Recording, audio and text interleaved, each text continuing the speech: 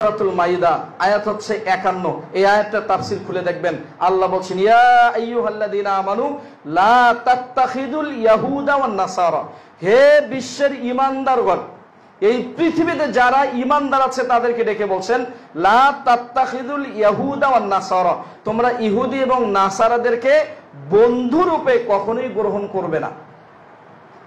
আউলিয়া বা'দুহুম আউলিয়াউ বা'দ, তারা পরস্পরের বন্ধু, তারা একে অপরের বন্ধু।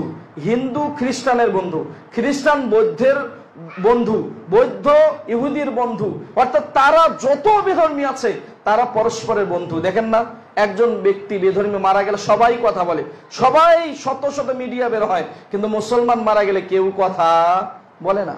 আমাদের ভ্রাতৃত্ব বন্ধন আমাদের ভিতরে নেই। আজকে আমার যে জামাত থাকবে এটা আমাদের ভিতরে নেই। ওর হয়েছে তাতে আমার কি? ভাই অপেক্ষা করেন, 2 দিন পরে আপনার মেয়ের সাথে এই ঘটনা ঘটবে। যদি এখন আপনি কথা না বলেন তাহলে 2 দিন পরে আপনার উপরে এই বিপদ চলে আসবে। তখন আপনি কি করবেন? তখন আপনি কি করবেন? এরপরে বলছেন যে আউলিয়া বা'দুহুম আউলিয়াউ বা'দ ওয়া মান ইয়াতাওয়াল্লাহুম মিনকুম ফাইন্নাহু মিনহুম। এরপরে মুসলমানদেরকে লক্ষ্য করে বলছেন, তারা যারা মুসলমান ব্যতীত ইহুদি খ্রিস্টানদেরকে বন্ধুরূপে গ্রহণ করবে তারাও তাদের একজন। তার মানে বুঝেন, মুসলমান যখন তাদের অনুসরণ করবে, তাদেরকে বন্ধুরূপে গ্রহণ করবে, আল্লাহ বলছেন সেও যেন তাদের ইহুদিদের মধ্যে গণ্য। তার মানে তার সাথে তার হাসর হবে। আর এরপরে বলছেন, ইন্নাল্লাহা, নিশ্চয়ই আল্লাহ তাআলা লা ইয়াহদিল কওমাদ যালিমিন, নিশ্চয়ই আল্লাহ কোন জালেম বান্দাদেরকে কখনো তিনি হেদায়েত দেন না। এটা হচ্ছে আজকের লাস্ট দার্স। এই আয়াতটার অনুবাদ, এই আয়াতটার ব্যাখ্যা বিশ্লেষণ যদি আজকে আপনি বুঝেন তাহলে অবশ্যই আপনার জীবনে আপনি লাভবান হতে পারবেন, আপনি কখনোই ক্ষতিগ্রস্ত হবেন না। অতএব ইহুদি খ্রিস্টান বৌদ্ধ নাসারা তারা আমাদের কখনো মডেল হতে পারে না, তারা আমাদের কখনো মডেল হতে পারে না।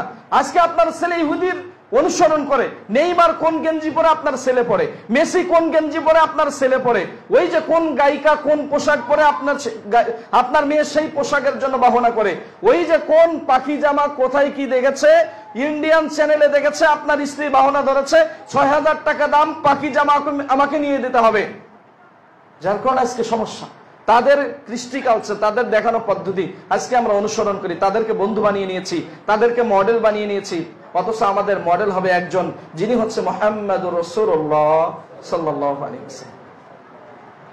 তার দেখানো পদ্ধতি অনুসরণ করলে একজন বান্দা ইহকালেও লাভবান হবে, পরকালেও লাভবান হবে, ক্ষতিগ্রস্ত থেকে সে মুক্তি পাবে। অতএব প্রিয় ভাই আমার, আজকে শুরু থেকে নিয়ে এখন পর্যন্ত দীর্ঘ সময় আপনাদের সামনে অল্প কিছু বিষয় নিয়ে আলোচনা করলাম। আল্লাহ আমাকে সহ অত্র মসজিদে যত মুসল্লিয়ানে কেরাম আমার প্রিয় ভাইয়েরা উপস্থিত আছেন, আল্লাহ সকলকে তুমি আমল করার তৌফিক দাও বলে আমিন। আল্লাহ মুসলিমরা নির্যাতিত, আল্লাহ তুমি তাদেরকে হেফাজত করো। আল্লাহ উইঘুর মুসলমানদের উপরে তুমি বারাকা নাজিল করো। আল্লাহ ফিলিস্তিনের মুসলিম ভাই এবং বোনদের উপরে তুমি রহমত নাজিল করো। আল্লাহ